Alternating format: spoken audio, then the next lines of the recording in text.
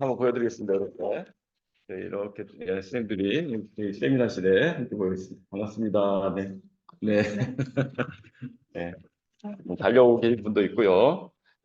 어, 그 토요일 아침인데 이렇게 온라인으로 많은 분들이 들어오신 것 같아요. 그래서 굉장히 이 지금 우리 12월 연구소 그리고 이 빌딩에 대해서 관심이 많으시구나 그런 생각이 드네요. 반갑다는 말씀 드리고요. 오늘 함께 이 노르딕 빌딩에서 배운다. 특히 이제 북유럽에 대한 빌딩 개념은 이제 독일에서 출발했지만 특히 이제 덴마크로 올라가서 굉장히 새롭게 좀 정립이 되고 특히 실천적으로 정립이 되고 그러면서 곧바로 이제 스웨덴, 핀란드, 노르웨이까지 이제 북유럽 사회 근대 북유럽의 민주주의와 시민사회를 이제 그리고 학교 교육이나 시민교육 이르기까지요. 근대의 또는 오늘날의 노르딕 사회를 만들어내는 아주 좀 토대가 되는 그런 측면이 있는 것 같습니다. 그래서 이 놀이를 좀 관심을 갖고 봐야 되겠다라는 취지를 갖고 있었는데 얼마 전에 마침 이 책이 이제 따끈따끈하게 번역이 돼서 오늘 이런 자리가 마련이 됐다. 개인적으로는 이렇게 저 역자에게 직접 증정을 받았습니다. 이 책이 지난 이제 지난 가을이죠. 스칸디나비아 학회 제가 이제 편집위원장으로 일하고 있는데 우리 이현준 선생님 초대를 해가지고 이 책에 대한 발표를 하셨어요. 그래서 여기 역자 설명제 표지에 보시면 그죠? 성균관대에서 경영학 공부하시고 미국 가서 박사 하시고 성균관대 경영학과 교수를 오래 하셨더라고요. 그리고 이제 작년에 막 이제 명퇴를 하셔가지고 자연이 되셨는데 이 역자 설명 잠깐을 보시면 아마 왜 경영학과 교수가 노르딕 빌딩을 이런 의문에 대한 나름의 답을 하셨어요. 그래서 어느 날 그 여기 또 핀란드어에 나오죠. 핀란드의 팀 아카데미아라는 게 있거든요. 띠미 아카데미아 핀란드 말로 부르는데 이바스킬라라는 곳에 이바스킬라 응용과학대학이라고 있습니다. 얌크라고 그러는데요. 이제 거기에서 발전시킨 프로그램인데 그야말로 러닝 바이 두잉 개념으로 학생들이 뭔가 창업이나 경영학 수업조차도 굉장히 교실에서 회계 배우고 뭐 기업 조직 배우고 이러고 전혀 실무 경험 없이 그러니까 실용적이지 않게 그렇게 되는 것에 문제의식을 느낀 한 교수가 책상과 의자를 다 복도로 빼버리고 둘러 앉아가지고 93년에 시작했던 프로그램의 팀 아카데미라고 그래서 그야말로 우리가 바로 러닝 바이 두잉을 해보자라고 하면서 학생들이 바로 창업을 하도록 하고 그 과정에서 배우도록 예. 그리고 이제 하다 보면 뭐 정말 이제 부딪히는 문제가 많잖아요. 그 문제들을 학교로 다시 가져와서 토론하고 교수하고 피드백하고 다시 돌아나가고 근데 이 창업을 전부 창업했는데 전부 협동조합 형태로 하게 돼 있어요. 왜냐하면 학생이 너무 많은 이윤을 가지면 안 되니까. 네.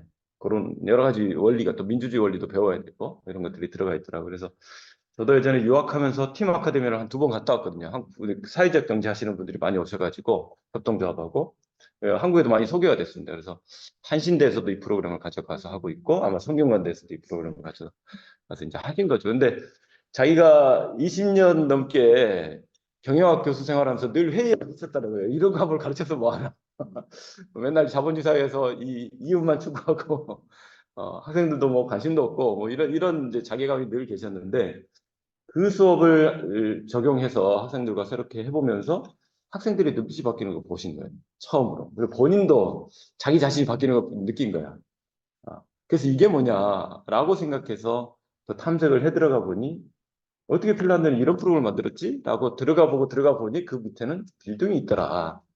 라는 인식에 이르렀고, 그래서, 덴마크까지 이제 가시게 되고, 이 저자들을 또 만나기도 하고요. 그리고 교류를 또 하셨더라고요. 그냥 책만 번역한 게 아니라. 그런 과정에 이 책을 이제 그걸 공들여서 번역을 하신 것 같습니다. 어휘라든가 개념이나 이런 것들이 이제 경영학자가 쉽게 접근하기 좀 어려운 면들이 있는 것 같더라고요. 그래서 그런 부분들을 잡아내느라고 고생하면서 번역했다라는 이야기를 지난 학회 때 들려주셔서 예, 마침 그때 저희가 이 책 뭐 관심이 있던 차인데 역자가 그렇게 말씀까지 해주고 해서 제가 아주 관심을 갖고 이 책을 들여다보았습니다. 그래서 굉장히 좀 좋은 책인 것 같고 또 다행히 좀 쉽게 쓰여진 책인 것 같고요. 이 저자인 르네 레이첼 안데르센시죠. 덴마크 사람들 안데르센이 많습니다. 네.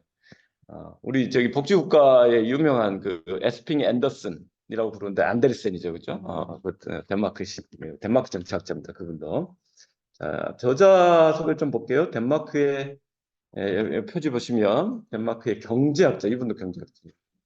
아, 그 경제학을 저기 학사를 했다고 하시더라고요. 그리고 작가, 미래학자, 빌둥운동가. 굉장히 다양한 정체성을 가지고 있는데 대학을 들어가고 대학 이후에 새로운 잡을 찾는 과정을 제가 이제 다른 거 영어로 된 팟캐스트들이 있길래 한번 오늘 세미나 전에 들어가 봤더니 이분 인생도 참 재밌더라.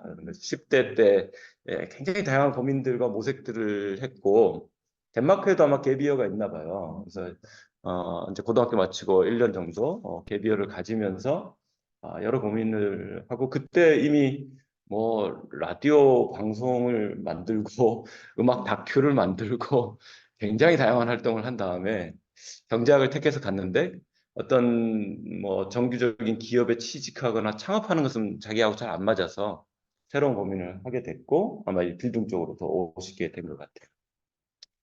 네, 2005년부터 지금까지 16권의 책을 저술을 했다고 되어 있고요. 2007년과 12년에 덴마크 민주주의상을 수상했다. 우리나라도 이런 거 있었으면 좋겠습니다. 네, 아주 의미 있는 민주주의 어워드가 하나 있으면 좋을 것 같고요. 그런 책들 중에 노르딕 시크릿 2017년에 나온 거죠. 결국 빌딩이 노르딕 시크릿이라는 거예요. 오늘날 뭐 행복 국가다 모든 지표에서 북유럽 국가들이 최상위 지표들을 내는데 그 핵심에 빌딩이 있다라는 이야기를 이제 하고 계신 것 같고요. 이 책에서도 굉장히 중요한 개념으로 나오고 있죠. 메타 모더니티, 그죠? 메타 모던. 예. 전근대 사회, 근대 사회를 지나서 우리가 포스트 모던 시대를 통과하고 있는데 포스트 모던 시대가 답도 아니고 끝도 아니다라는 인식을 가지고 있는 것 같고 이 포스트 모던을 너머에 메타 모던의 시대가 열리고 있고 또 우리가 열어가야 된다 이런 어, 메시지가 있는데 그 파트를 읽으면서도 지난번에는 메타모던이라는 개념을 쓰시기도 하네 이런 생각이었는데 오늘 세미나 앞두고 읽으면서는 좀 무릎을 치게 되는 그런 지점이 좀 있더라고요. 그래서 그런 이야기 이따 같이 좀 나눠보면 좋겠습니다. 그래서 이런 여러 사실 노르딕 빌딩 개념을 중심으로 빌딩의 역사라든지 실천적인 프로그램이라든지 또 이론적인 도전이라든지 이런 부분을 동료 연구자나 실천가들과 함께 꾸준히 탐색해 오시고 있는 저자이고 그 책들 또한 앞으로 한번 읽어보면 좋겠다 할 정도로 이 책은 굉장히 그것들의 정수를 모아서 대중적으로 쉽게 요약본처럼 정리해낼 필요가 있어서 새로 내신 책 같더라고요. 그래서 사실 안에 보면 이제 빌딩 개념의 원류를 찾아가지고 독일에 이제 쭉 거슬러 가는데 뭐 루소부터 해서 독일로 가서 이제 칸트부터 해서 뭐 괴테, 실러, 그죠? 피테, 헤겔까지 쭉 이어지는 그 독일 빌딩의 전통이 있잖아요. 그런데 그 부분을 이제 아주 간명하면서 그래도 일반 대중들도 너무 어렵지 않게 핵심만 간추리 이해할 수 있도록 정리가 잘 돼 있는 것 같습니다. 그렇지만 그 하나하나는 사실 어마어마한 내용이잖아요. 네, 칸트 하나 이해하려고 해도 어마어마하고 해겔 하나 붙잡고도 어마어마하고 저도 이 책 보면서 실로도 봐야 되겠네 이런 생각이 들더라고요. 실로 굉장히 중요하구나. 미학적인 접근이 굉장히 중요하구나 이런 생각을 가진데 실로 괴테는 뭐 더 말해 못하겠습니까? 네. 올 여름에 제가 다행히 이제 운이 좋아서 저희 이제 대학원 프로그램으로 학생들과 함께 이 연수 해외 연수 가는 프로그램이 있는데 올해 저는 이제 독일과 벨기에로 그 계획을 하고 있거든요. 그래서 독일의 연방정치교육원으로부터 해서 전후에 구축이 잘 된 독일의 민주주의 정치교육, 시민교육, 독일은 이제 폴리티셰 빌딩이라고 그러죠. 정치교육. 거기서 벌써 빌딩입니다. 그죠? 우리가 정치교육 이렇게 번역하지만 폴리티셰 빌딩이에요. 네, 사실은. 그러니까 여기서도 계속 교육과 빌딩을 같이 이렇게 병기를 많이 해주고 있잖아요. 그러니까 빌딩은 조금 더 자기 형성적이고 공동체 속에서의 어떤 자유와 책임을 동시에 이렇게 도달해가는 그런 아주 좀 뭐랄까 복합적이고 역동적인 개념이라고 생각이 드는데 이제 그런 부분들을 좀 탐색해 보기 위해서 독일을 방문하고 브뤼셀 유럽연합 수도죠. 벨기에 가서는 유럽연합 집행위원회와 유럽연합 의회를 좀 직접 방문해서 EU 차원에서 이루어지고 있는 시민교육 프로그램들, 청소년 교육 프로그램들, 민주주의 교육 프로그램들 이런 것들 좀 살펴봐야 되겠다 생각을 하는데 그 과정에 저희가 프랑크푸르트로 들어가서 베를린으로 가는 과정에 여기서 많이 나오는 바이마르와 예나를 거쳐가요. 그게 코스가. 네. 바이마르와 예나가 아주 밀접하게 붙어 있더라고요. 옆에. 그래서 헤겔이 예나 대학에서 그죠? 공부하고 가르치고 했던 사람들이고 실러도 마찬가지고 그렇습니다. 그래서 그리고 바이마르는 이제 괴테가 20년이 넘게 바이마르 공화국의 일종의 총리로서 재임하면 괴테가 그냥 문인만이 아니고 안 해본 일이 없는 사람이니까 모든 걸 다 했는데 그중에서도 행정가, 정치가의 역할도 굉장히 탁월하게 수행했던 사람이고 바로 거기가 독일 빌딩의 요람이죠. 어떻게 탄생지죠. 그래서 그런 것들을 생각했는데 오늘 이 책을 읽다 보니까 일단 말미에 또 대화 나누겠습니다만은 야, 이 빌딩에 대해서 독일과 노르딕 빌딩까지를 포함한 뭔가 한 2주짜리 정도의 연수를 하나 만들어야 되지 않나 그런 생각이 좀 들더라고요.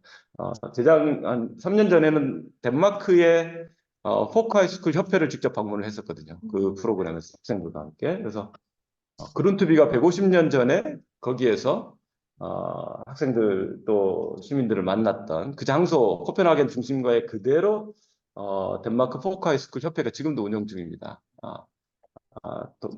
독채 건물에 아주 근사한데 들어가면서 거기서 우리를 맞아준 거기서 또 한 2, 30년 포카이스쿨에서 교사로서 일하다가 이제 협회로 와서 일하시는 분이 우리를 맞아서 브리핑을 해주셨는데 이제 할아버지시죠. 할아버지신데 너무나 환대를 해주시고 맞아주시는데 그 태도와 분위기에서 덴마크의 포카이스쿨이라는 게 어떤 거고 노르드 빌딩이라는 게 어떤 거구나가 바로 느껴졌던 경험이 있고요. 거의 150년 전에 그룬트비가 살아 돌아온 느낌? 네. 이런 정신인가 보다 하는 그런 아주 독특한 경험을 한 적이 있는데 무언가 우리 이 네트워크 R이 또 12월 연구소 선생님들하고 그런 자리를 한번 만들어 볼 수 있다면 굉장히 좋겠구나라는 생각이 들었습니다. 네. 네, 서론이 좀 길었네요. 제 소개도 안 하고, 그죠? 온라인으로 처음 뵙는 분들이 있다는 생각도 안 하고 지금. 네, 서론 길었습니다. 저는 네트워크 R이 대표 겸 12월 연구소장을 맡고 있는 서현수라고 합니다. 반갑습니다. 네. 이 세미나 하기로 해놓고 지금 갑자기 강연 모드가 돼가지고. 네. 이 온라인으로 처음 뵙는 분들, 그러나 이름은 알고 있는 우리 뭐 김진영 선생님 이름도 보이고 반갑습니다. 네, 네, 반갑습니다. 또 이윤영 선생님 들어오셨고요. 네. 인사 나눌 시간 있으면 좋겠습니다. 우리 김혜진 선생님도 보이고, 네, 좋습니다.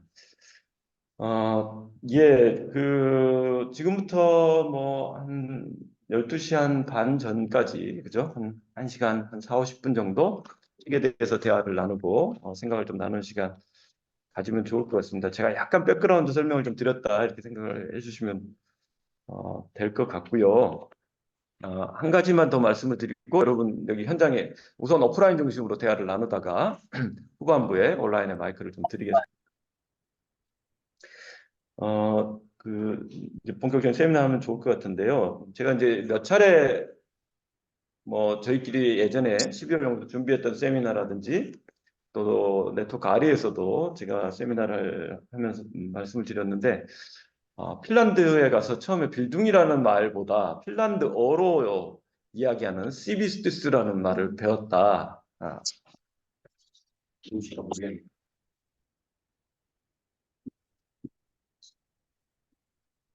네, 시비스투스 이런 말을 굉장히 많이 하는데 이게 교육과 문화와 뭐 민주주의와 시민성을 계속 교차하는 그런 개념이더라고요.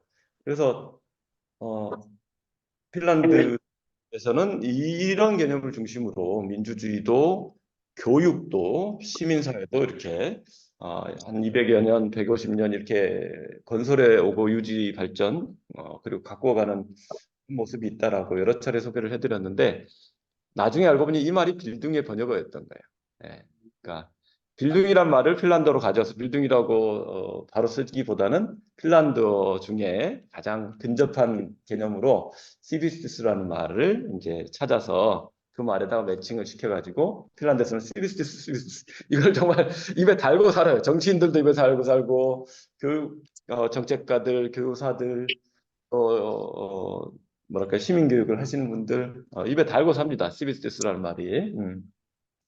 예, 저는 이 말을 접한 게 국회에 교육과 상임위원회가 있는데 그게 시비스투스 반려꾼 이래 버리거든요. 영어로는 Education and Culture Committee 해놓고 핀란드 말로는 그냥 시비스투스 반려꾼 그래 버리더라고요. 그래서 이게 뭐지? 왜 에듀케이션 앤 컬처라는 말이 따로 있거든요. 분명히 오페투스 앤 꿀뚜리 미니스테리는 그렇게 쓰거든요. 미니스테리는 교육문화부 이렇게 자기네 핀란드 말을 그렇게 쓰는데 왜 의회는 그렇게 안 쓰고 시비스티스 반려꾼 해버리지? 이렇게 해서 의문을 품고 이 개념을 계속 찾아 들어갔는데 결국 이게 빌둥이었다. 라는 생각이 들었고 실제 19세기에 핀란드 이제 아직 독립 전에 핀란드 대공국 시절에 근대 국가 시스템을 다 만들어내는 그 이제 굉장히 중요한 정치가 겸 이제 철학자가 있는데 그 사람이 이제 스넬만이라는 사람인데 이 사람이 해결주의자예요. 실제로 해결주의. 예, 그래서 굉장히 해결 철학에 정통한 사람이 핀란드의 근대 국가를 설계한 거예요. 예를 들면. 그래서 지금도 헬싱키 상원광장 뒤에 가면 이 사람 동상이 있습니다. 굉장히 중요한 사람인데, 그 해결을 통해서 사실은 독일 빌딩이 다 들어와 있었던 거죠. 그리고 또 다른 한편, 여기 책에도 나옵니다만은, 그룬트비로부터 해서 본격화되는 덴마크의 포카이스쿨 전통과 빌딩의 전통이 스웨덴으로 가서 스터디 서클 협회들로 이루어져서 지금도 스웨덴의 스터디 서클이 매년 한 30만 개가 만들어진다고 하잖아요. 매년. 근데 하나의 스터디 서클에 10명에서 한 20명 안팎씩 이렇게 소속이 돼서 자유롭게 운영을 한다고 하는데 거의 연간 한 300만 명이 참여하는 스케일이더라고요. 그때 꼽아보니까. 스웨덴 인구가 참고로 1000만 명입니다. 예. 북유럽에서 가장 큰데도 1000만 명이에요. 근데 이제 인구의 그럼 얼마예요? 30%가 스터디 서클 하나 이상의 스터디 서클에 참여하는 경험을 매년 하고 있다, 지금도. 그리고 핀란드에서도 1870년대부터 포카이 스쿨이 생겼다고 했는데, 보다 본격적으로는 1899년에 제가 유학한 땀페레라는 도시에 노동자 시민교육센터가 처음 생겨서 올해 125주년입니다. 오늘 마침 그 125주년 행사를 성대하게 한다고 그래요. 시민교육 페스티벌이 막 열려요. 그래서 저희 아내도 지금 그 땀페레 시민교육센터에서 한국어를 가르치고 있다고 전에 말씀드렸었는데 오늘 그 행사에서 세계 강좌를 시범 수업을 한다 그러더라고요. 한국어 기초. 네. 그러니까 누구나 모두 시민이 와서 한국어 한글이 뭐 그런 거 배워보는 거예요. 연습해보고. 그러니까 이 125년이 지났음에도 불구하고 땀페레 시가 인구 20만밖에 안 되는데 이 땀페레 노동자 시민교육센터가 건재하고 이 시민교육센터에서 연간 2,000개 강좌가 돌아갔다. 그래서 매 학기마다 이렇게 팜플렛이 오거든요. 이제 그 책을 보면서 세상이 제일 아름다운 책이다. 유학 가서 감탄을 하고 이거 정말 한국 가서 해야 되는데. 그래서 사실 우리 네트워크 아리에 시민학습센터가 있는 이유입니다. 네. 그런 이유가 있고요. 아주 포부는 큽니다. 그리고 제가 여기 청주에 지금 있는데 청주가 인구가 80만 정도 되거든요. 그래서 이런 그 인근의 지자체들에 가서 특강을 할 때마다 청주와 땀페레를 비교해 보면 매년 8,000개의 시민 강좌를 돌릴 수 있다. 그러니까 그런 정도가 되는 사회.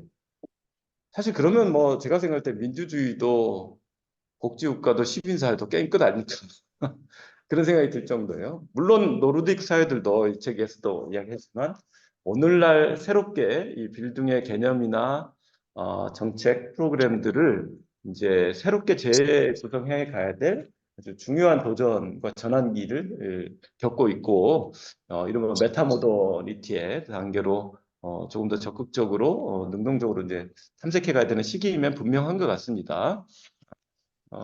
그리고 우리 또한 뭐 일종의 후발주자일 수 있지만 또 우리가 하는 실험이 불현듯 프론티어에 있는 경험이 될 수도 있다라고 생각하거든요. 그래서 우리가 서로 교류하고 상호 배워가면서 또 이론과 학습에서만 그치지 않고 우리 현실에 맞게 새로운 모델들을 창조하고 또 실천해 가면 굉장히 의미 있는 작업이 있지 않을까라는 생각합니다. 바로 그런 맥락에서 예, 지금부터 이제 이 책 안으로 좀 들어가 보자. 라는 말씀을 드리고요. 제가 이제 말을 많이 했으니까 현장에 계신 분들께 마이크를 좀 돌리겠습니다. 언제나 이제 믿고 문을 열어주는 우리 그죠? 네, 윤영선 선생님께 예, 마이크를 좀 넘겨서 이 책 어떻게 읽으셨는지 네, 뭐 부분 발췌해서 우리가 함께 읽어도 좋을 구절들도 말씀해 주셔서 좋고 또 우리가 생각할 거리, 질문거리, 토론할 거리 던져주셔도 좋겠습니다. 네. 화면을 이렇게 좀 돌려드릴게요. 이게 약간 우리가 시스템이 좀 어렵습니다. 이게 뭐 병행이. 제가 빌딩에서 배운다는 책을 작년 겨울에 만나고 이제 11월부터 빌딩 이제 세미나를 진행을 하면서 이제 이 책을 다 읽었다고 생각을 했는데 이제 이번 주에 세미나가 있어서 다시 책을 펼쳐보다 보니까 다 읽지 않았더라고요. 부랴부랴 앞부분만 조금 읽었던 것이 이제 일단 네, 반성하면서 이직 걸 하고요. 앞서 했었던 빌딩 세미나에서의 그런 조금 철학적이고 역사적인 그런 흐름들을 공부했다고 한다면 빌딩에서 배운다는 책은 그것도 조금 더 쉽게 이해할 수 있고 그러니까 현실에서 반영하기 조금 더 좋은 방향으로 책을 썼다라는 생각이 들었습니다. 그러면서 이제 여기서 어떤 부분들을 공유하면 좋을까 하다가 포스트잇을 붙여온 부분이 있는데 네. 어떻게 보면 가장 핵심 이제 저희가 그 마지막 빌딩 세미나 이전 세미나에서 이야기할 때 보편성과 특수성에 대해서 계속 이야기를 하고 유전적인 인간과 유기적인 인간에 대한 모습에 대해서 이야기를 했었는데 빌딩이 인간성을 형성해 나가는 과정이자 결과라고 이야기했을 때 제가 이제 공유하고 싶었던 부분 24쪽과 25쪽에 있는 내용이었어요. 제가 또 책이 있으신 분도 있고 없는 분도 계실 수 있으니까 한번 읽어보겠습니다. 24쪽의 두 번째 단락의 중간 부분부터인데요. 그렇기 때문에 인생의 점점 더 많은 부분이 우리 손 안에 그냥 쥐어지는 셈이다. 따라서 인생을 의미 있게 만들고 삶의 목적을 찾고 성취감을 주는 일을 하며 지속적인 의미와 기쁨을 느끼는 일에 전념하는 것, 이 모든 것들은 다 우리 하기 나름이다. 그러면서 이제 두 가지 장애물이 있다고 이야기를 하는데 그 첫 번째 장애물은 우리의 내면의 세계와 개인의 선택이고 두 번째 장애물은 수많은 상황을 규정하는 외부 세계로서의 우리가 통제할 수 없는 부분이다. 라고 이야기를 하고 있습니다. 그 아랫부분에 그러므로 우리는 우리 자신을 자율성을 가진 개인임과 동시에 가족, 공동체, 국가 또는 지구 전체와 같은 더 큰 어떤 것에 통합되어 있는 존재로 볼 필요가 있다라고 이야기를 하고 있어요. 그래서 이 부분에서 이제 자율성을 가진 존재로서의 특수성, 개성과 그다음에 공동체에 통합되어 있는 존재로서의 보편성을 조금 강조를 하고 있는 것이 빌딩 밑바탕에 깔려져 있다고 생각이 들고 25쪽에 이것들을 정리해서 자율성과 통합성이라는 이중적 실존은 상황에 따라 다르게 나타나는데 이런 다른 이중적 실존 상황에서의 그런 갈등이나 아니면은 부조화된 그런 상황들 속에서 어떤 것들을 이전의 교육은 바깥에 있는 것을 안으로 집어넣는 개념이었다고 한다면 비즈중은 세상과의 만남을 통해서 그것을 어떻게 받아들이고 내 안에서 끌어내는가라는 그것에 조금 더 강조점을 두고 있어서 이런 자율성과 통합성이 빌딩에서 강조하는 가장 핵심이고 어떻게 보면 그런 맥락에서 저희가 이제 후에 논의를 하겠지만 그 보이테스 바흐의 그세 가지 원칙 중에 논쟁성 유지라는 그 부분에서 어떤 것이 옳고 그름을 판단하는 그 옳고 그름이 있는 것이 아니라 그것을 판단하는 과정 자체가 빌딩이고 시민교육이고 또 교육이 있다라는 그런 연결성을 좀 찾을 수 있는 부분이었습니다. 네. 네, 여기까지 고맙습니다. 네, 마무리하겠습니다. 네, 바로 이어가 볼게요. 네, 네, 우리 이봉수 선생님. 잘해주셔가지고 저는 이제 빌둥이라는 말 처음 알게 된 우연한 계기였거든요. 제가 밀컷 수단서 교육 철학 쪽으로 쓴 부분이 있었거든요. 재작년에 그 부분에 이제 독일 교육 철학 나오면서 빌둥 개념이 나오더라고요. 근데 되게 간략하게 나왔어요. 이게 중요하지 않은 것처럼 그냥 교양 교육을 독일에서 이렇게 한 17세기, 18세기부터 낭만주의가 진행되면서 하고 있다. 그걸 빌중이라고 한다. 그 정도인 줄만 알았는데 역시 이제 수험서는 수준이 좀 낮구나 이런 생각이 좀 들고 이제 이 책을 읽으면서 이제 몇 가지 깨달은 점도 있었고 저도 제가 교사니까 또 이제 지금 교육하고 좀 또 이렇게 비교도 해보고 하는 그런 과정을 좀 겪어봤는데요. 일단 페스탈로치나 이제 구른투비 콜 그리고 이제 이런 분들의 어떤 각각의 교육 사상은 어느 정도 좀 알고 있었는데 이게 이제 빌둥이라고 하는 큰 개념 안에서 이루어지나 이런 걸 알았던 게 되게 좋았던 것 같아요. 이게 다 그 큰 어떤 배경 안에서 이렇게 만들어지는 거구나 그런 점이 좀 좋았었고요. 또 하나는 이건 이제 이 책을 읽으면서 제가 느꼈던 뭐 문제의식일 수도 있는데 어떻게 보면 이제 포크빌딩 같은 게 아래로부터 시작한 교육운동 그리고 이게 확산돼서 이제 어떤 그 국가를 뭐 어떤 먹여 살리기도 하고 국가의 어떤 민주주의 수준을 높이기도 하는 그런 건데 왜 우리는 이 운동이 성공하지 못하는가라는 생각을 좀 해보게 됐습니다. 예를 들면 이제 대안학교 같은 게 이제 그런 운동일 거란 생각이 좀 들거든요. 근데 우리가 이제 수십 년간 대안학교들이 이제 생겨나고는 있지만 이게 어떤 새로운 모델이 돼서 확산되고 퍼지고 이렇게 안 된 건데요.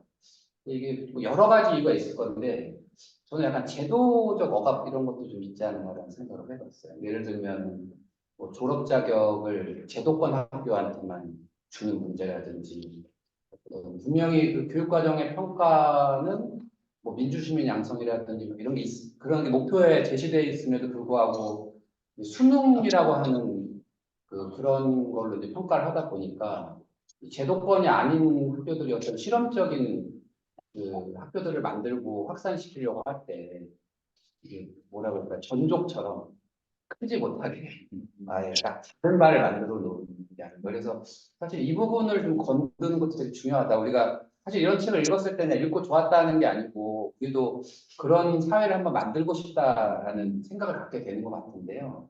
이제 그런 사회를 만들 때 그런 어떤 제도적인 문제를 해소하려고 하는 노력도 되게 중요하겠다는 생각이 좀 들었고요. 하나는 이제 저는 빌동 로즈 이게 되게 인상 깊었습니다. 이게 대단하다. 이게 되게 간략하게 나와 있는 160페이지부터 쭉 나와 있는 건데요. 이게 정말 대단하다. 그런 간략한 걸 만들기 위해서 얼마나 이 많은 고민이 있었을까 이런 생각이 좀 들었고 한편으로는 또 이제 우리 교육하고 또 연결시켜 보면 우리나라의 어떤 교육과정 같은 게 얼마나 엉성하고 그냥 이렇게 선언적이고 그리고 실제로 학교 현장에 영향을 끼치는데 별 관심이 없고 그런 거 아닌가라는 생각이 좀 많이 들었어요. 그리고 뭐 작게 보자면 학교 교육 목표 같은 것도 있고 이런 식으로 좀 구성을 해서 명확하게 학생들 어떤 부분에서 어떻게 배우고 뭐가 대립되고 뭐가 필요하고 이런 식으로 좀 할 필요가 있지 않을까? 저도 이제 학교 교육 계획서 같은 거 이제 주무하는 사람으로서 좀 작성을 해보면 이건 뭐 그냥 뭐 나열하는 거고 목표하고 뭐 실제 교육하는 거랑은 크게 관계없이 이렇게 연결되는 경우가 많거든요. 그래서 상당히 좀 중요하다 이렇게 목표를 정말 고민해서 잘 설정하고 그 설정한 것에 따라서 국가교육과정이든 학교 수준의 어떤 목표든 좀 잘 만들어갈 필요가 있겠다라는 생각이 들었습니다. 네, 감사합니다. 네, 고맙습니다. 온라인 저기 잘 보이고 들리시나요? 괜찮아요? 네, 네, 좋습니다. 네, 장만 선생님, 어떻게 목표 조금 줄여서 말씀해 주시죠. 좀 멀어서 크게 말씀드리겠습니다. 앞에서 이제 교육에 대해서 얘기해 주셨고, 저도 사실은 창업 교육을 하고 있고, 창업에 관심이 많았어서, 교수님이 고민했던 부분에 공통적으로 계속 하고 있었던 부분, 이론적이고, 실무적이지 못한 그런 교육의 한계를 느끼고 있었는데, 그걸 극복하기 위해서 이런 노력들을 하셨던 거에서 좀 많이 느꼈고, 러닝 바이 이런 걸 독일에서 또 저도 창업교육 관련돼서 그 실습 기업이라고 또 독일의 프랙티스 엔터프라이즈 프로그램이 있는데 그것도 같은 러닝 바이 듀잉을 목표로 해서 이렇게 교육을 하고 있는 게 굉장히 실질적이고 실무적으로 뭔가를 할 수 있는 그런 것들을 만들어내는 공통점이 있다는 거를 좀 알게 됐고 그리고 이런 교육을 하면서 빌딩 직업 교육에서 최근에 논문을 쓰면서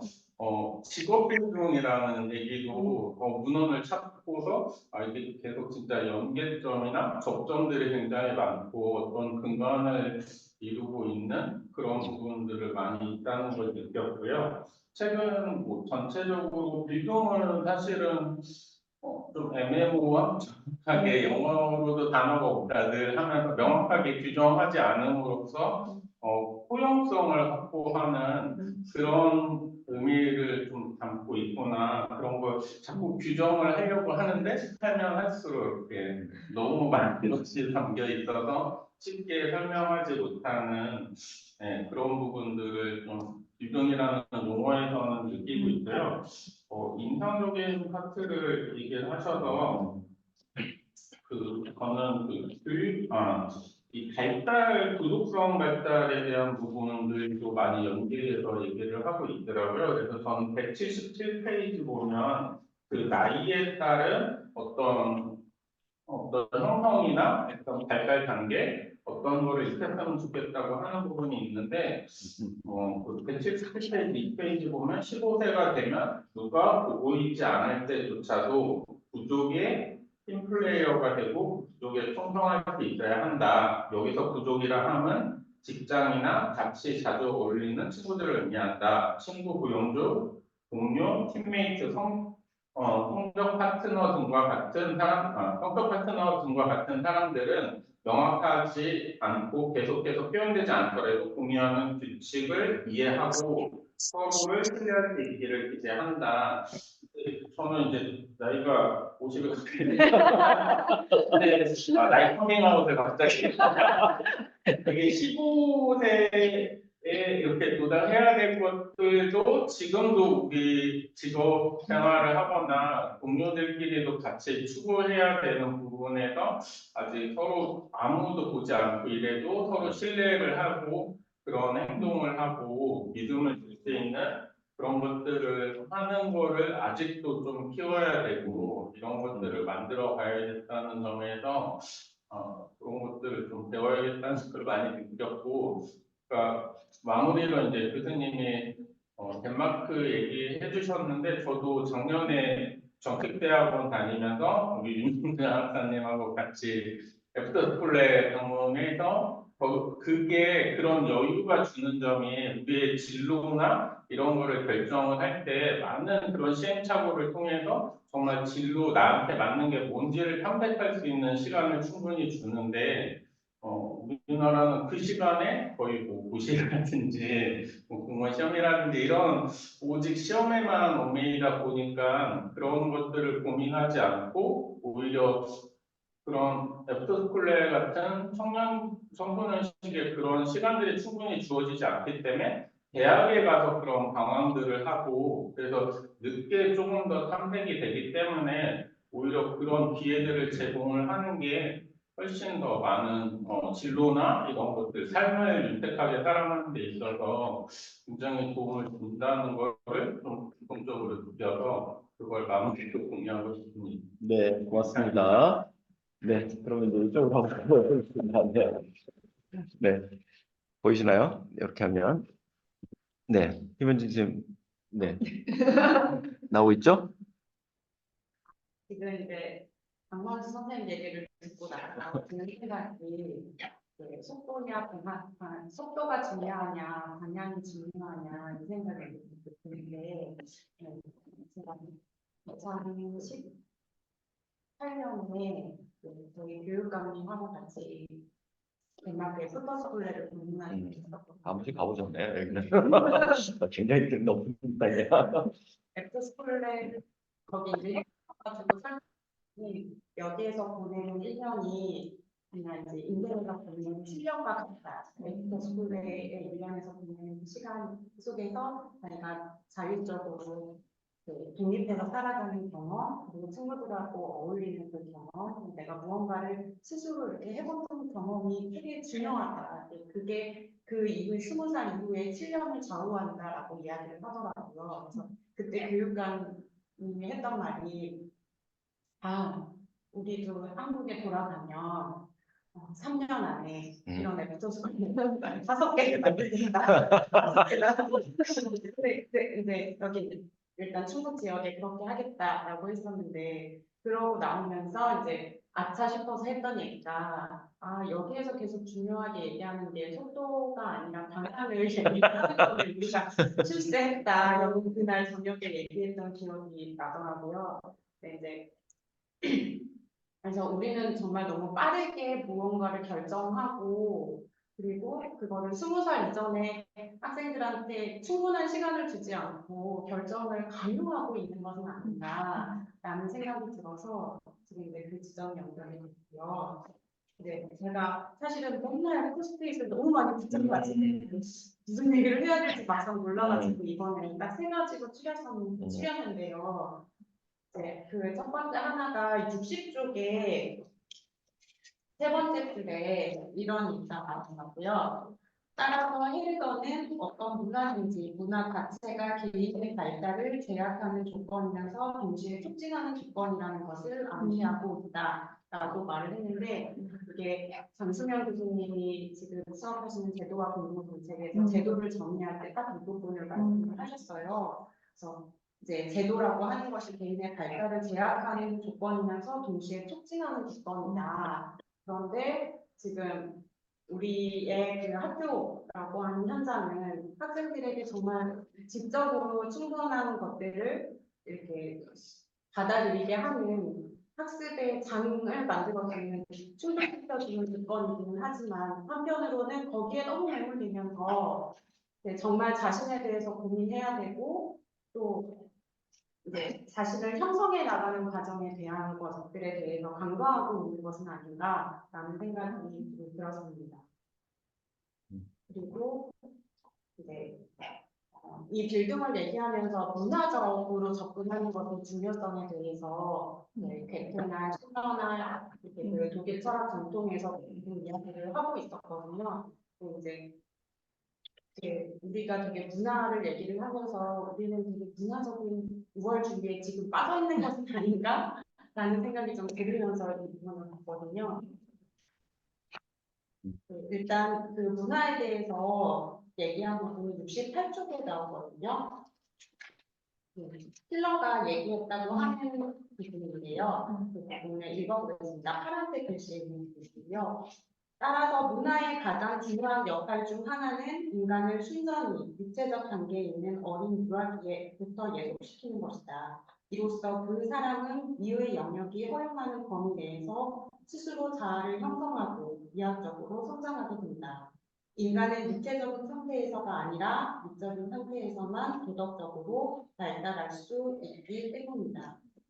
이 부분에서 사실은 우리 육체적인 발달, 지적 발달도 되게 중요하지만 이에 대한 감각, 그리고 그게 내면화되는 것이 중요한데 학교 교육에서 음악이나 미술이나 이런 교육을 좀 강조하고 있는 점 그리고 또 사실은 제가 국어 교사인데 국어에서 문학 파트는 굉장히 감상적인 역할을 중요시하고 있는데 어느 순간 수능이 매몰되면서 제가 이걸 되게 분석적이고 그래서 문학이 감상의 영역이고 미학의 영역이고 아름다움의 영역이라는 걸 어느 순간 제가 망각하고 있더라고요. 그래서 성인이 되어서 감상해야 될 문학이 따로 있고 학교 다니는 동안 하는 문학 영역은 감상의 영역이 아니라 학습의 영역으로 남아있는 듯한 느낌이 들어서 좀 아쉬움이 있는 부분이었습니다. 그리고 90쪽의 다양성에 대한 이야기를 얘기하는 부분이 있었거든요. 그 부분을 또 읽어보겠습니다. 두 번째 문단인데요. 그 통찰의 핵심은 우리는 문화적 정체성과 다양성이 필요하다는 것이다. 우리는 소속감을 느끼고 스스로 누구인지 알 필요가 있다. 우리는 민족과 역사가 필요하며 바로 그것이 우리의 정체성이다. 그리고 우리는 문명화된 방식으로 자신을 표현하고 관대할 수 있어야 한다. 이것이 바로 다양성이다. 민족성은 획일성을 의미하지 않는다. 오히려 반대하고 산호를 다르게 보면서 함께 조국을 아끼고 서로에게 애착을 느끼는 정신을 공유하는 문명이다. 라고 해서 이제 민족성이라고 하는 것을 획일성으로 보지 않았다는 점이 굉장히 인상적으로 다가왔고요. 그래서 다양성을 중요하게 생각을 하고 있는데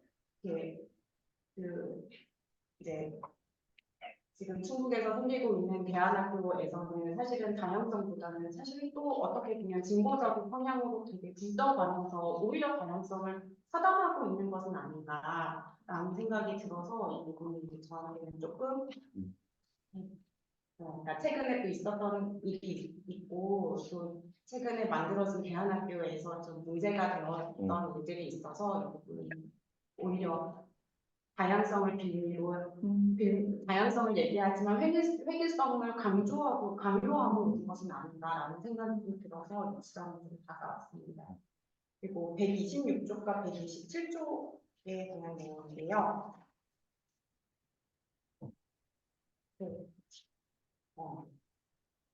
자유에 대한 얘기였고요. 그러면서 책임감과 양심과 의식의 어원을 통해서 존중의 핵심을 얘기하고 있는 부분이 다시 한번 와닿는데요. 126조 맨 밑에서 세 번째 줄부터 세 번째 문장을 첫 번째 문장 보고 그다음에 밑에서 세 번째 줄부터 보겠습니다. 빌둥이 직접적으로 내세우는 자유는 개인의 실존적 자유다. 정치적 자유와 경제적 자유는 부수적 결과일 뿐이다. 보통 이제 자유를 얘기할 때 정치적인 자유에 대해서 이야기를 많이 하고 있는데 이제 여기에서 실존적 자유라고 얘기를 하면서 우리가 정말 그 자유에 대해서 얘기하면서 놓치고 있는 인간의 존엄과 존재에 대해서 얼마나 깊게 얘기하고 있는가에 대한 좀 의문이 들었고요. 밑에서 세 번째 줄을 보면 빌둥은 사회적 문화적 맥락에서의 자유이고 윤리적으로 옳은 일을 행동으로 옮기는 내면의 자유다라고 해서 내면의 자유를 강조하고 있다는 또 새롭게 다가왔습니다. 127쪽의 책임감과 양심과 의식의 어원을 통해서 빌둥의 핵심을 살펴보고 있는데요. 그 책임을 얘기하면서는 책임이라는 것은 호혜성을 약속하고 그 약속을 지킬 수 있는 능력을 의미하는 것이고 양심은 의식과 양심 사이에 잠시만요. 양심은 행동을 지칭하는 것으로 활동을 수행하고 있는 그 무엇을 의미하고 의식은 내가 알 수 있는 것이고 양심은 내가 어떻게 반응하는가라는 점을 책임감하고 연결시킨다라고 하는 점에서 우리가 책임감을 얘기할 때 사실은 정말 책임질 수 있는 그런 경험을 하게 해주고 있는가라는 점에 좀 의문을 품으면서 네, 감사합니다.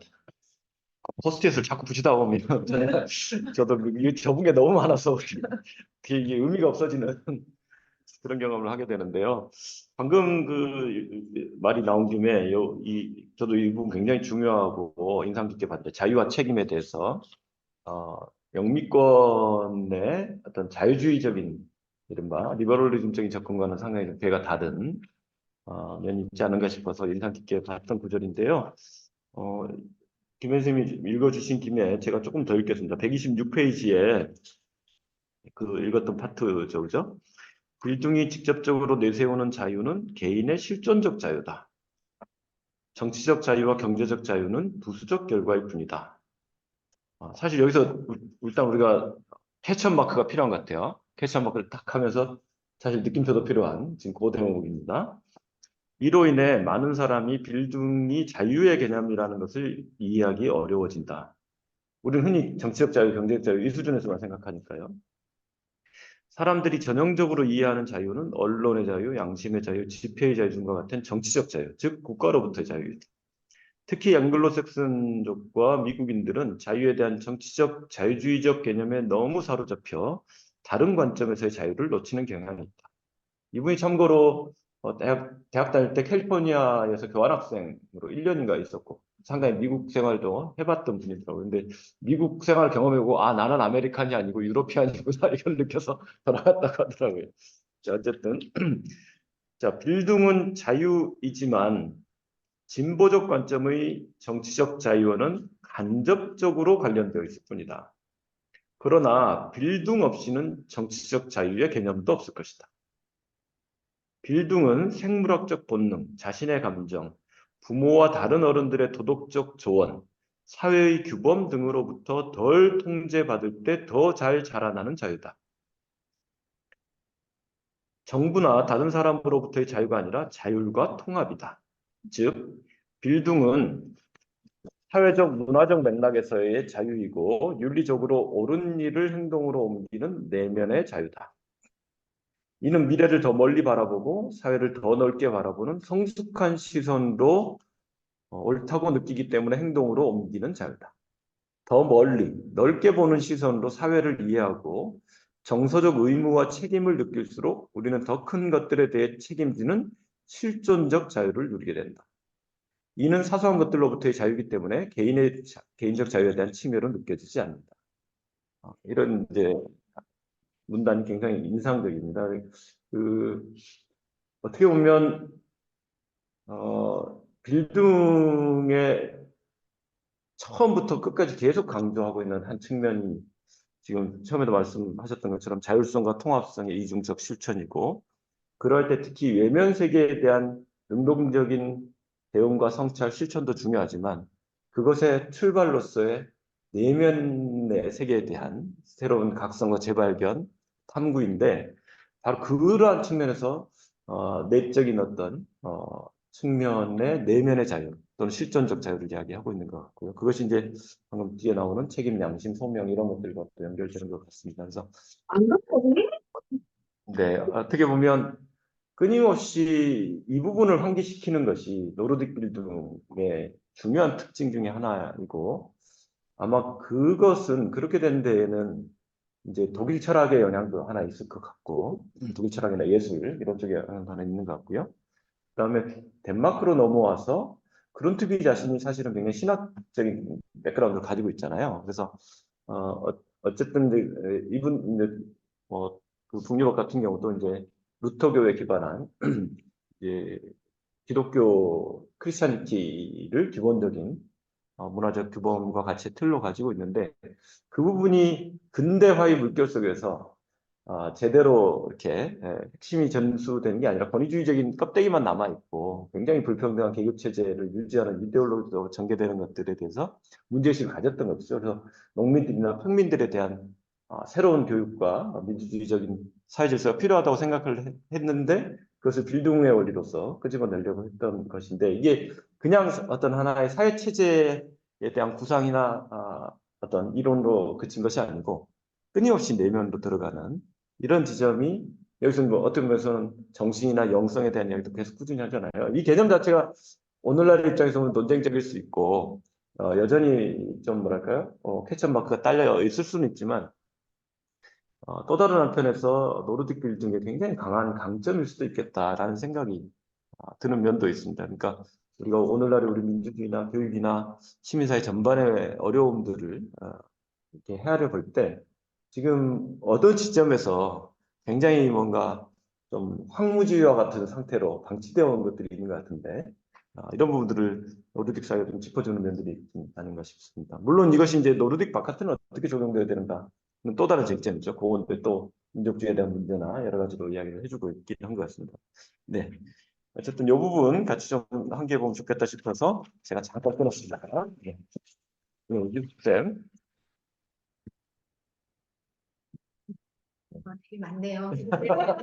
이야기할 것들을 두서없이 그냥 나왔던 것들 빼고 좀 이야기를 해보자면 저희도 세종교육청이 그 2015년에 새로이 출범하면서 교육의 비전을 뭘로 가져갈 것이냐에 대한 것을 빌딩으로 출발했고 그로부터 지표를 생각하는 사람, 참여하는 시민 이런 것으로 정해서 빌딩 공부를 같이 하고 그게 지역의 교육과정과 또 학교 안의 교육과정으로 전파될 수 있도록 하는 학습의 과정들을 갖기는 했었는데 워낙 반대하기도 하고 그때만 해도 빌딩을 검색하면 나오는 자료들이 별로 없었어요. 그러니까 한 10년 안에 굉장히 대중화된 개념으로 많이 들어왔다는 생각이 들고 그때 공부를 하면서 좀 어려웠던 지점들이 있는데 제가 이번에 이 빌딩의 노르딕 빌딩 버전을 만나면서 그 게르만 빌딩과 어떤 차이가 있지? 이런 것들을 영문으로 검색하려고 했으나 적절한 자료를 찾지는 못하였고 제 나름으로 거칠게 한번 정리를 해보면 여기서 민족주의를 다루고 있잖아요. 근데 그 독일이 이러한 훌륭한 정신을 가지고 있으면서도 마주해야 했던 그런 홀로코스트나 그런 비극의 참상 이후에 빌딩에 대한 제작업들이 노르딕 빌딩이 갖추고 있는 체계만큼 올라오지 못한 부분 안에서 차이가 있는 것 같고 그 안에서 민족적 우월주의로 가는 것에 대한 과다한 경계 때문에 민족주의가 갖고 있는 것에 대한 장점을 좀 더 열린 마음으로 마주하기 어렵지 않았나 그런 생각들을 좀 하면서 이 교육계 안에서는 계속해서 쟁점이 되는 것들이 사실이거든요. 그러니까 개인과 공동체 안에서의 서로의 조화와 균형을 어떻게 가져가야 할 것인가. 혹은 이것들이 여기도 그 발달 심리학 얘기가 나오는데 저는 공부를 하면서 사실은 이게 불화하는 영역이라고 생각했거든요. 빌딩과 발달 심리학 안에서도 어떤 통합적인 것들을 이 저자가 뽑아내는 것을 보면서 좀 이해할 수 있었는데 어떤 선형적인 발달 단계들을 그어놓고 그 안에서의 갖추어야 할 모습으로 계속해서 상정하는 게 교육이든 경제든 아이들의 신체 발달 단계 안에서도 되게 그 세부화되어 있어서 그 젊은 엄마들이 아이들을 키우는 가정 안에서 되게 강박을 갖게 하는 여러 가지 면들도 있고 그래서 아쉬움들이 항상 있다고 생각했는데 이게 학습의 면에서도 뭔가 아이들이 우리가 머릿속에 좋은 지식들을 갖게 해주고 그 인지 구조가 잘 보이지 않는 블랙박스 안에 있지만 이것들이 어떻게 처리돼서 뭔가 알게 되는 결과로서 확인하게 되는 배움과 또 비구치키나 혹은 여기 사회학적 심리학에서 말하고 있는 그 학습의 개념들은 골방에 앉아서 그 책 보면서 배우는 게 아니라 그 사회문화적인 맥락 안에 참여함으로써 참가로서 획득하는 것이 학습이다라는 이야기들을 계속 하고 있잖아요. 그래서 두 가지 상충되는 것들이 교육 전반의 곳곳에서 사실은 굉장히 여러 장면에서 있는데 이것들을 통합해 나가면서 어떻게 더 부양시켜낼 것인가에 대한 힌트들을 책들이 좀 주고 있는 것 같아서 사실은 그 답을 구하지 못해서 처방을 났던 부분이 있는데 이 책을 계기로 좀 정리를 하는 것이 내 나름으로도 그 과정이 빌딩이겠구나 그런 생각들을 좀 했고요. 그 사실은 저희 역자가 창업교육 측면에서 경영학 전공하신 분이고 그 측면에서 이 노르딕 빌딩을 한국 사회로 길어 올리시는 것을 보면서 우리나라 교육학자도 뭐 하고 있었지? 그런 생각들도 들기도 하고 한편으로는 그 안트레프레너십이 갖고 있는 어원이라고 하는 게 원래 그 해상 안에서 갈취, 그러니까 해적들이 하던 그런 말들로부터 출발하는 부분들이 있다고 해요. 그래서 지금의 경제학적인 측면에서 좀 경계해야 할 부분들도 있는데 되게 그 기업가 정신, 창업 정신이 그런 좋은 말로만 해석되어서 사회 안에 자리 잡는 것에 대해 빌딩이 해야 할 역할들도 있지 않을까에 대한 어느 지점에서의 좀 기대감도 갖고 있고 또 한편으로는 이런 문제를 우리가 외면할 수 없는 게 그 창업과 관련해서 한국 사회에 가져왔더니 몇 확산된 지점들이 있기도 하다. 그래서 후반에 나오는 여기도 장미가 남죠. 인생할 때도 우리 그쪽 필동 로즈하고 에코 경제 로즈 가든이라고 하는 이런 실험적인 기획들이 어쨌든 그 먹고 사는 문제에서 자유로울 수 없는 것에 대한 빌딩과의 연결성이나 깊이 있는 사고들을 제안해 줄 수 있지 않을까 하고 읽었습니다. 네, 고맙습니다. 어, 온라인에 계신 분들이 아마 굉장히 인상적으로 예, 관찰을 하고 계시지 않을까 네, 생각이 됩니다. 이렇게 말씀을 들어보니까 우리 5분 선생님들이 다 이미 빌딩에 대해서 이러저러한 인연들이 있었던 것 같네요. 그죠? 예, 그래서 직간접적인 경험들과 학습들이 이미 계셨던 것 같고, 그런데 이번 책은 그것을 한번 이렇게 전반적으로 리뷰하게 해주고, 또 좀 재발견하게 해주고, 또 스스로 빌딩을 경험하게 하는 그런 좋은 텍스트와 세미나가 아니었나 그런 생각이 좀 들었고요.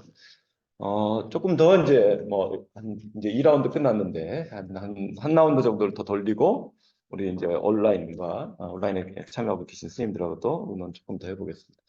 그래서 좀 챙겨야 될 개념들이나 내용들이 좀 있지 않을까 싶어서요. 많이 나왔지만 목차를 좀 보면서 몇 가지는 좀 정리하면 좋을 것 같습니다. 우선은 이제 빌딩의 개념과 연역 뭐 이 정도 되겠죠, 그죠? 빌딩이란 무엇인가 이런 이야기 쭉 해주고 있고요. 늘 나왔잖아요. 번역이 안 된다. 영어로도 번역이 안 된다. 에듀케이션이라는 말로도 부족하고 아까 제가 말씀드린 것처럼 에듀케이션과 컬처 또는 컬처링이랄까요? 컬티베이팅 이런 개념 있잖아요. 그러니까 뭔가 계속 좀 갖고 가는 그런 개념들도 필요한 것 같고 더 나아가 어떤 시민성 이런 부분들과 뗄래야 뗄 수 없는 것 같고요. 공공성이나 시민성 이런 개념과 같이 하는 것 같고 그러다 보면 자연스럽게 좀 민주주의 문제와도 분리되지 않는 그런 복합적인 개념이다. 그리고 굉장히 문화에 대한 강조가 같이 있는 개념이다라는 걸 볼 수 있는 것 같고요. 어쨌든 굉장히 좀 복합적이면서 딱히 규정하기는 어렵지만 그럼에도 불구하고 굉장히 대중적인 개념이 되었고 그래서 아까 선생님 말씀하신 것처럼 포용적인 그런 요소들도 있어서 역설적인 생명력이 좀 있지 않은가 싶습니다. 그죠? 어떤 딱 고착된 개념이었다면 그 개념을 이렇게 잉태하게 했던 사회적인 조건들이 변화했을 때 그 개념 또한 역시 이제 어떤 쇠퇴하거나 패러다임 교체가 불가피할 텐데 이 개념이 계속 지금 포스트 모던 상황에서도 새로운 도전들로 재구성되어가는 그런 푸시백이라는 재미난 개념들 이야기하고 있는데 빌딩 자체도 그런 과정을 거치고 있지 않은가 그런 생각이 들고요. 그런데 이제 어쨌든 출발시켜 보면 독일에 아까 낭만주의, 계몽주의 등이 결합되었던 그리고 막 공론장이 생겨나던 그 17세기, 18세기에 아주 뜨거웠던 시기였던 거죠. 프랑스 혁명이 이제 막 전개되는 그 전후의 시기니까요. 이때에 굉장히 중요한 이론적, 철학적 진전들이 있었고 이 부분은 뭐 좀 챙겨봐야 될 대목 같습니다. 그래서 이 부분은 앞으로 좀 공부가 좀 더 필요한 것 같아요. 우리가 그죠? 그래서 아까 뭐 현장도 가보자 뭐 이런 말도 했는데 제가 이번 학기에 교육과 민주주의라는 수업을 열어서 세 권의 텍스트를 보고 있어요. 하나는 플라톤의 국가, 그다음에 루소의 국가는 다 읽었고 지금 지난주부터 루소 에밀 들어왔거든요. 그리고 이제 뒤에 민주주의 교육 읽을 건데 이 루소의 에밀도 어마어마한 영향을 미쳤고 엄청나게 중요한 책이구나 이런 생각이 들었고요. 여기서도 독일 넘어가기 전에 루소가 살짝 언급되죠, 그죠? 고대 아테네 때의 파이데이아 전인적인 교육을 주장했던 히랍식의 전통에서부터 르네상스 이후에 이렇게 좀 새로운 발견들이 일어나게 되고 그것이 특히 루소에게서 굉장히 중요한 사실은 루소의 기획도 그냥 교육학적 기획이 아니고 사회계약론과 뗄래야 뗄 수 없는 정치적 기획, 정치적 기획과 교육적 기획이 사실은 같이 전개됐던 아주 독특한 사례인 것 같아요. 지난주에 강의하면서 챙겨보니까 사회계약론과 에밀이 같은 해 출판됩니다. 심지어 1762년인가요? 62년 4월에 나오고 5월에 나오고 심지어 물론 그 전에 다 써놨겠죠. 그 방탄. 둘 다 바로 금서가 되고 루소가 굉장히 이제 곤욕을 치릅니다. 파리에 쫓겨나고 제네바 갔는데 거기서도 금서돼서 또 쫓겨서 독일만 이렇게 전전하게 되는 그런 상황인데 어쨌든 두 가지의 기획에서부터 굉장히 중요한 근대적인 그리고 민주주의적인 이야기들이 많아요. 굉장히 많습니다. 특히 제가 생각한 데는 루소가 원한 것은 어떤 면에서 굉장히 공화주의적인 그런 어떤 공동체를 그리고자 했는데 지배하지도 말고 지배당하지도 말자 이런 거예요, 사실은. 그래서 특히 이 통치자들이 자꾸 군림하려 드는 것, 지배하고 억압하고 그 엠퍼러가 되려고 하는 거죠. 파리 이제 궁정에서 다 봤잖아요, 그죠? 귀족들이나 위에 루이 14세 이런 사람들 행태를 쭉 다 보고 저게 굉장히 자가당착인데 굉장히 어, 자기들은 대단한 줄 알지만 버블 속에서 살아가는 거고, 근데 그것을 교육이 그렇게 만들고 있다라고 신랄하게 비판을 하는 거거든요. 아, 그러고는 그 대부분의 시민들 또는 대부분의 사람들은 예속시켜버린다는 거죠. 그들의 어리석고 불합리한 지배에 종속되는 존재로 만들어서 인간은 누구나 자유롭게 태어났지만 도처에서 쇠사슬에 묶여 있다. 영국 인민은 자유롭다고 하지만 크게 착각하는 것이고 선거가 끝나고 나면 바로 노예와 다름없이 돌아간다. 왜 그런가? 무엇을 해야 되는가? 그러니까 이 두 가지의 측면, 과도한 지배의 어떤 위치를 점하고자 하는 것, 그 다음에 거꾸로 거기에 종속되어야만 하는 상황, 이 두 가지 모두를 문제시 여겼던 것이고, 둘 다 온전한 인격적 형성이나 발전, 온전한 시민적 어떤 삶을 살아가는 것에 부합하지 않는다고 본 것이었다는 생각이 들고, 그럼에도 불구하고 제3계급으로서의 부르주아 계급 정도를 중심 주체로 놓고 봤던 루소였다면 그것이 이제 프랑스 혁명을 거치면서 도르 빌등으로까지 가게 되는 그런 하나의 지점이 있지 않았나 생각이 듭니다. 어쨌든 요름들 쭉 봐야 되는데요. 정말 빌딩을 한 학기 내지 1년 세미나를 해야 되겠구나. 요 공부가 너무 할 게 많다. 간략하게 나왔지만 그런 생각이 들었고요. 괴테도 좀 꼭 좀 다시 봤으면 좋겠고, 실러는 괴테하고 굉장히 친했다가 또 뭐 저기 사이가 불화를 겪고 하는데요. 실러에 대해서도 좀 봐야 되겠다. 특히 이제 미학적 접근을 강조를 하고 있고, 아마 괴테도 그렇겠죠. 괴테도 그림도 굉장히 잘 그렸고요.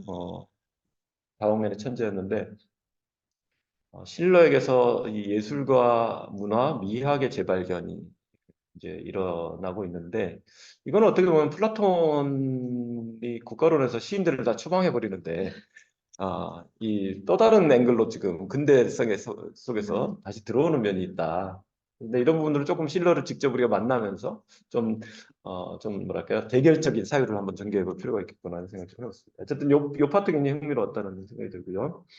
그 다음에 챙겨봐야 될 거는 이제 노르딕 국가들에서 어떻게 포크 빌딩이 전개되었는가, 특히 덴마크의 역사적 맥락을 많이 이야기를 해주고 있죠. 그래서 요거 덴마크의 역사를 막 자세히 지금 구현할 필요는 없지만, 덴마크가 사실은 북유럽에서 가장 먼저 왕국을 이루고 일종의 제국으로 발돋움했던 나라거든요. 이게 발트해의 관문을 딱 점령했어요, 덴마크가. 그래서 바이킹 시대가 끝나고 이제 그 12세기부터 왕국들을 건설하게 되는데, 덴마크 왕국, 스웨덴 왕국, 노르웨이 왕국이 건설되죠. 핀란드는 아직 왕국을 건설하지 못하고 스웨덴의 정복이 돼서 스웨덴 왕국의 동쪽 지방으로 600년간 이제 통치를 받게 되고요. 노르웨이는 왕국을 이루었지만 덴마크 왕국의 사실상 지배를 받는 그런 약간 뭐랄까요, 조금 속국 상태랄까요, 유니언으로 이렇게 묶여있던 그런 상태에서 덴마크가 상당히 강성해졌고 영토도 그러니까 굉장히 컸죠. 아이슬란드도 1944년에야 독립을 했고요. 지금도 덴마크는 그린란드를 가지고 있습니다. 그래서 덴마크 인구가 지금 550만의 낙농국 정도로 여기고 있지만 지금도 근데 굉장히 잘 살아요. GDP가 6만 달러가 넘어요, 덴마크가. 덴마크, 노르웨이, 스웨덴이 뭐 다 6만 달러, 7만 달러 이렇게 가고 있고요.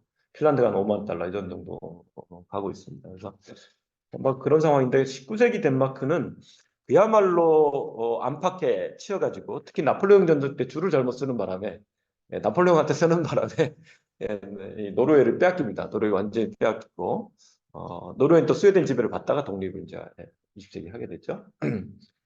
그런 과정을 거치고 그 다음에 특히 이제 강성해지는 프로이센 과의 전쟁을 거치면서 아래 지방을, 지금 여기서 나오는 몇 가지 중요한 지방들을 독일에게 빼앗기게 되는 그런 상태가 전개가 되면서 덴마크인들로서는 어떻게 보면 기존에 익숙했던 세계와 결별하고 완전히 새로운 세계와 환경에 스스로를 재적응시키면서 새로운 덴마크인들 또 덴마크의 문화, 덴마크의 민족, 덴마크 국가를 재창조해야 되는 그런 아주 까다롭고 어려운 상황에 내몰렸던 그러한 도전이 부과되었을 때 엘리트들이 불필요한 전쟁을 계속 수행하면서 계속 사실은 나라를 이제 이렇게 망가뜨리는 상황에 직면해서 그룬트비 같은 사람들이 새로운 대중교육과 평민교육이 필요하다. 평민들이 결국 새로운 근대사회의 주인이 될 수밖에 없는데 평민들에 대한 체계적인 교육은 전혀 없다. 라는 문제의식을 가지고 이 노르딕 빌둥의 그러니까 게르만 빌둥의 것에서 좋은 것을 발견한 다음에 바로 가져왔던 것이죠. 지난번에 덴마크의 포카이스쿨 협회에 방문을 했을 때 분이 설명을 하면서 그룬트비 설명하고 그다음에 이제 콜드를 설명해 주는데 인상적이었던 게 콜드 역시 그런 시대를 동시대를 살면서 이런 말을 남겼다 그래요. 바깥에서 패배하고 좌절할 때 우리 안에서 내면에서 새로운 희망을 찾아야 돼. 굉장히 중요한 전환을 어, 어, 이제 강조했던 것이고 콜드와 또 나름 이렇게 대안아키스놈들을 전개하면서 그룬트비가 그룬트비 사상과 운동이 이제 대중화되는 아주 중요한 디딤돌 역할을 했더라고요. 그래서 그런 관점에서 출발했던 19세기의 덴마크의 포크빌딩을 기억하시면 좋을 것 같고 지금도 포크빌딩 협회가 있고요, 그죠? 포카스쿨 협회, 웹스쿨러 협회가 있고 그리고 전체 스웨덴, 핀란드, 노르웨이까지 노르딕 포커 하이스쿨 협회가 또 있어요. 네. 그래서 늘 같이 교류하고 그런다라는 부분들 챙겨놓으면 좋을 것 같습니다. 참고로 보니까 이 저자가 주도해서 글로벌 빌딩 ORG도 있어요. 예. 예. 그리고 보니까 제가 일부러 아침에 홈페이지 한번 들어가 봤거든요. 노르딕 빌딩 홈페이지도 있습니다. 이 책을 들어서 자세히 잘 돼 있고요. 글로벌 빌딩 홈페이지 들어가 보니까 글로벌 빌딩 매니페스토 이런 게 있고요. 그 다음에 국가별로 이렇게 있는데 사우스 코리아에 이 이원준 선생님 들어가 있더라고요. 번역하신 이분 한 분밖에는 이름을 못 봤는데 주로 이제 독일이라든가 북유럽 사람들이 많고 그러나 미국도 있고 전 세계에서 이런 네트워크가 있어서 이거 우리 12월 연구소가 해야 되겠다. 한국 그죠? 사우스 코리아 빌딩 협회는 우리가 담당하면 되겠구나 이런 생각이 들었습니다. 그래서 그 부분 같이 좀 챙겨놓으시면 좋겠고요. 네, 바로 검색하고 계시죠? 네. 그다음에 이제 3부와 4부에서 보시면 빌딩에 대한 깊이 있는 이해를 이제 아까 우리가 잠깐씩 살펴본 이야기들 하고 있고 특히 이제 인상적이죠. 빌딩 로즈라는 개념. 저희가 이제 계속 이야기하는 게 민주주의는 일종의 정원 또는 숲과 같은 것이어서 물론 그 전에 제가 도자기 깨지기 쉬운 아름답지만 깨지기 쉽다 취약하다 그러나 이게 이제 취약성을 강조하는 것이라기보다는 우리가 하나의 정원이나 숲처럼 계속 가꾸어 가야 되는 무엇이다. 그리고 우리 시민들 또 실천가들은 사실은 그 정원을 가꾸어 가는 정원사 역할을 누구보다 적극적으로 해야 되는 그런 책무가 있다라고 이제 말씀을 드렸었는데 공교롭게도 이 책, 이거 보고 짠 게 아니었는데 장미에 비유해서 장미 꽃잎에 비유해서 빌딩 로즈 보여주고 있는 게 아주 재밌습니다. 아까 두 분이 말씀해 주셨죠? 160페이지였나요? 표 그래도 한 번 더 보고 갈까요?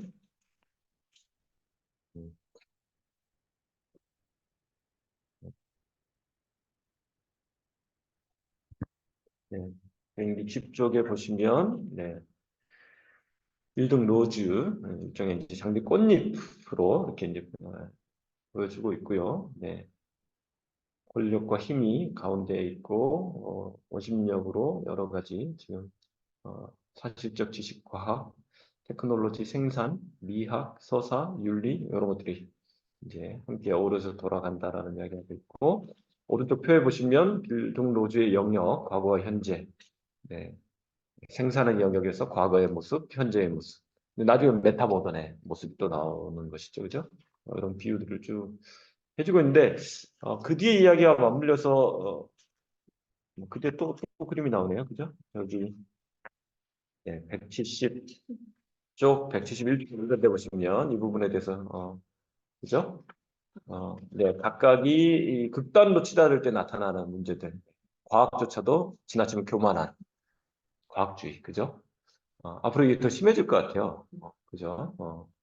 이런 부분들을 어떻게 우리가 적절히 통제하고 이렇게 방향을 잡아갈 거냐 중요하고요. 테크놀로지도 굉장한 혁신이면서도 동시에 파괴적일 수 있는 것이고, 뭐 자본주의 사회는 어떤 체제보다 생산력이 고양된 체제인데 이제 인간관계 착취, 자연에 대한 착취 이런 문제와 이제 연결될 수밖에 없겠죠. 그리고 미학이라는 것조차도 혼란을 부추길 수도 있는 아마 이제 플라톤이 계속 시인들을 쫓아내고자 하는 또 규제해야 된다라고 생각했던 그런 지점이 있을 것 같고요. 서사라는 것조차도 아까 민족주의 이런 문제가 굉장히 획일성이나 편협함으로 이렇게 들어가게 되는 경우는 오히려 한계가 있겠습니다.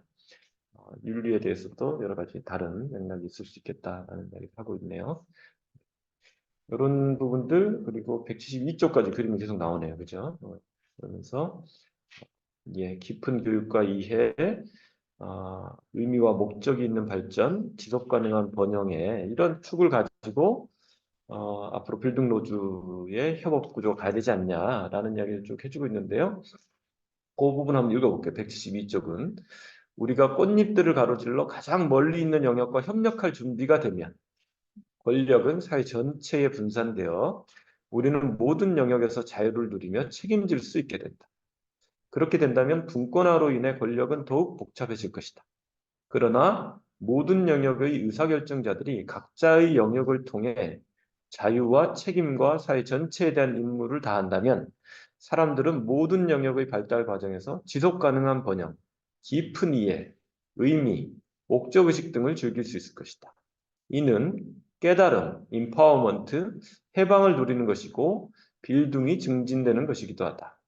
우리가 개인으로서 모든 영역의 지식을 추구하고 권력이 모든 영역 내에서뿐만 아니라 영역 간의 협력을 지속시키고 적극적으로 지원한다면 우리는 안정된 사회와 청렴한 기관들을 가질 수 있다. 이러한 비전을 그리고 있습니다. 그래서 뭐 상당히 근사해 보입니다. 일단 근사해 보이고 뭐랄까요? 우리가 뭐 어떤 워낙 지금 담론이 백가정명의 시대이고 르네상스처럼 한편 생각하면 꽃 피우는 좋은 시대이기 때문에 공부할 게 너무 많기도 하고 하나를 자꾸 들어가 보면 또 그 안에서 파생돼서 너무 많아서 끝이 없기도 하고 또 공부를 하다 보면 스스로 헷갈리기도 하고 그러면서도 다시 더 큰 그림은 잘 안 그려지는 느낌들이 있잖아요. 생태주의 공부를 하다가 또 페미니즘 공부를 하다가 포스트 휴머니즘 공부를 하다가 자치와 분권 그 거버넌스 공부를 하다가 그죠? 사회적 자본 공부를 하다가 사실 경제 공부를 하다가 끝도 없이 돌아가게 되는 그런 느낌들을 갖는데 이 책과 이 노르딕 빌딩의 장점은 여기 안에도 굉장히 방대한 역사와 굉장히 펼쳐짐이 있지만 그것을 간명하게 정리해주는 그런 어떤 늘 좀 대중적으로 일반 시민들에게 다가가려는 노력이 굉장히 있고 그것을 통해서 나름 이런 어떤 뭐랄까 정렬된 정돈된 비전들로 이걸 연결시켜서 늘 이것이 실천적인 구상으로 의미 있게 쓰일 수 있도록 실용적으로 쓰일 수 있도록 하려는 노력이 바탕에 깔려 있구나 라는 생각이 듭니다. 제가 핀란드 가서 느낀 것도 굉장히 사회가 실용적이에요. 그래서 사실 국가교육과정이나 이런 것들도 굉장히 깊이 들어가 뭐 철학도 있고 하지만 난해하게 정리되어 있지 않고 매우 체계적이고 매우 입체적이면서 또한 대단히 실천적이다. 실용적이고 그러면서도 이게 가치나 이런 것들을 놓치지 않는다. 그래서 제가 이제 핀란드 시민교육을 정도 정리하면서 세 가지를 특징으로 이야기했는데 하나가 통합적 접근, 이렇게 홀리스틱한 어프로치를 한다는 거. 두 번째가 실용적인 접근을 한다. 굉장히 실사적이고 실용적입니다. 아주 일상생활의 구체적인 것들과 떼어지지 않고 세 번째가 그러면서도 보편적 가치 기반 접근을 통합해내더라. 라는 걸로 정돈을 했는데 이게 아니 어떻게 보편적 가치 기반 접근과 실용적 접근이 함께 가지?라고 할 수 있지만 이게 낮은 수준에서는 충돌되고 갈등이 빚어지지만 높은 수준에서는 오히려 통합되어서 시너지가 날 수도 있는 그런 지점이 있지 않는가 싶은데 이 모습들도 그렇게 좀 이해해 보면 어떨까라는 생각이 좀 들고요. 네.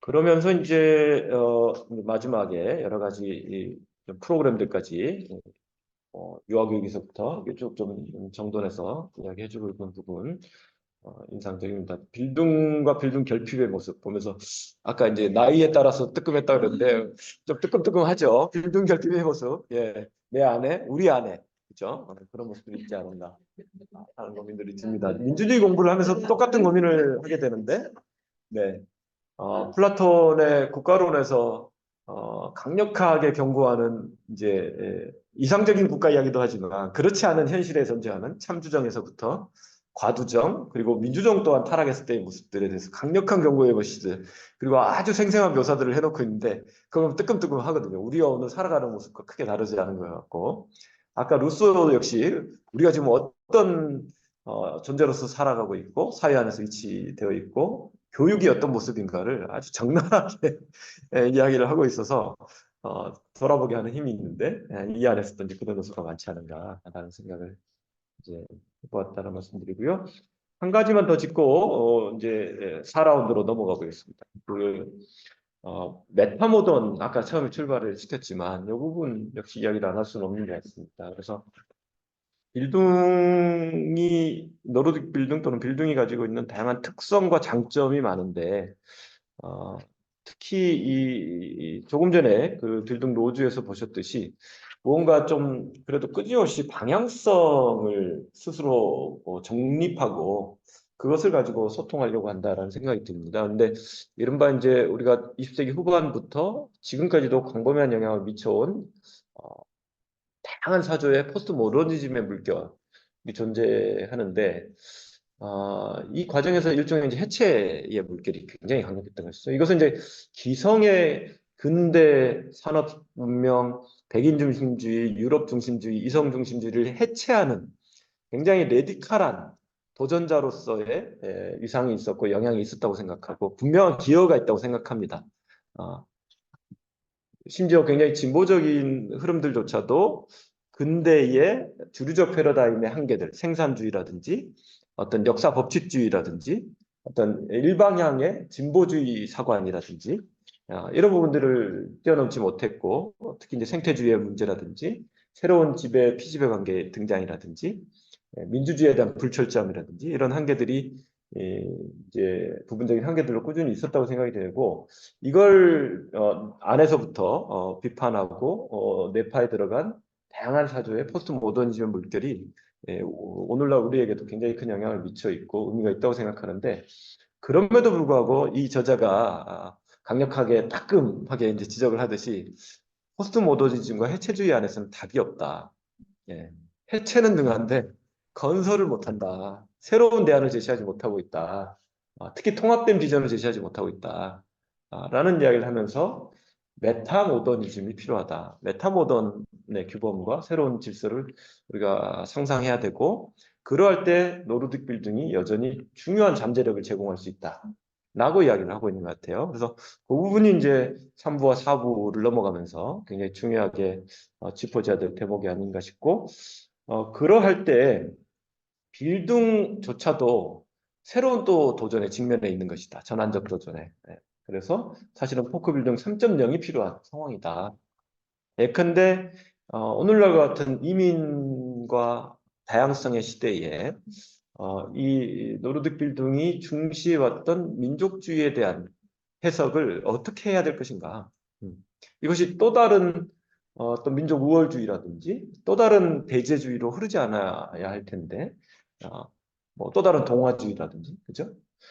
그럼에도 불구하고 또 어떤 하나의 공동체의 어떤 뭐랄까요 문화적인 정체성이나 구심 자체가 해체되어 가는 경향에 대해서는 또 경계를 해야 될 텐데라고 하는 질문을 던지고 있습니다. 그래서 이런 부분들은 우리가 앞으로도 조금 더 대화하고 토론해 가야 되는 그런 쟁점들일 것이다라고 생각을 하고 생태주의와 관련된 많은 쟁점들도 마찬가지겠죠, 그죠? 기후위기 시대나 이 어떤 생물 대멸종의 시대에 우리가 빌딩 개념을 어떻게 재구성해 가야 될 것인가.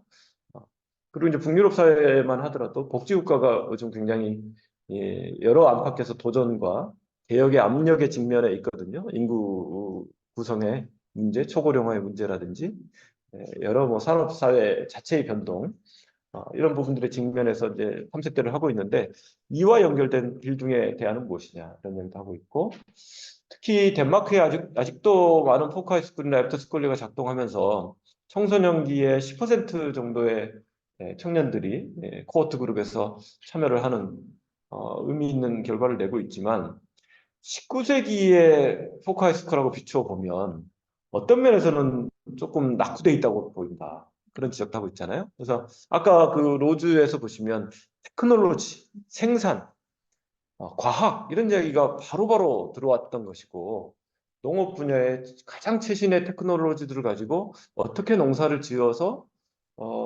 본인의 생계뿐만 아니라 공동체가 더 좋아지는지를 19세기에 실험한 거였는데 오늘날에는 어떻게 보면 굉장히 목가적인 비전에 자꾸 머무르는 경향이 있다. 과거에 머무르는 경향이 있다라는 것이죠. 그래서 현대의 포카이스쿨은 그러니까 21세기 포카이스쿨은 훨씬 더 역동적이고 훨씬 더 아마 프론티어에 있는 많은 최신의 과학 기술이나 지식들을 흡수해내면서 새로운 문화들을 실험하는 장이 되어야 될 것이다라는 이야기를 하고 있어요. 제가 보는 핀란드의 아주 좋은 그런 땀페레이의 노동자 시민교육센터도 굉장히 잘 되고 있지만 어떤 면에서 19세기와 같은 뜨거움은 지금 없어져. 20세기와 같은 그런 레디컬한 어떤 그런 지점들은 더 이상 없고 특히 정치적인 그런 어떤 역할은 상당히 이제 제한되어 있는데 뭐 이것을 19세기나 20세기 초기와 같은 그런 어떤 좌우 구도 속에서의 정치 구도로 갈 수는 없는 것이겠죠. 그러나 오늘 2020년대에 아까 이제 논쟁성과 같이 좀 핵심에 있는 문제들을 우리가 건드리면서 좀 재구성은 어떻게 해야 될까 이런 부분들 노르딕 빌딩에도 도전이 남아있다 정도로 좀 정리해보면 어떨 것 같습니다. 네, 이렇게 3라운드까지 한번 정리를 하고요. 이제 우리에게 한 2, 30분이 있는데요. 온라인에도 좀 기회를 드려야 될 것 같고 오프라인에도 한 번씩 조금 더 기회를 드려야 될 것 같은데 오프라인에 이따 마무리 말씀으로 한 번씩 할까요? 아니면 지금 혹시 뭐 쟁점이 나 이거 좀 토론 좀 더 하고 싶다 이런 게 있을까요? 네, 생각하시는 동안 이제 온라인으로 한번 갔다 오겠습니다. 그죠? 네, 온라인에 참여하고 계신 선생님들 반갑습니다. 지금 한 16분 정도, 15분 정도가 계시네요. 네, 화면도 켜고 계신 분들 반갑습니다. 네, 저희 12월 연구소 멤버들도 오늘 오프라인 못 오신 우리 전현진, 전명 선생님은 네, 온라인으로 참여하고 계시네요. 네. 네, 온라인에 계신 분들 뭐 편하게 이 책을 읽고 느꼈던 소회도 좋고 또 오늘 세미나 온라인 지켜보시면서 가졌던 생각, 느낌, 의견, 질문, 아이디어 모두 환영합니다. 네, 네 누구부터 한번 가보실까요? 네, 녹화는 윤봉기 선생님. 여기까지만 하겠습니다. 네. 아니, 저는 소감은 발언 안 하겠습니다. 패스. 패스. 네, 이렇게 피해가나요? 네, 좋습니다. 네.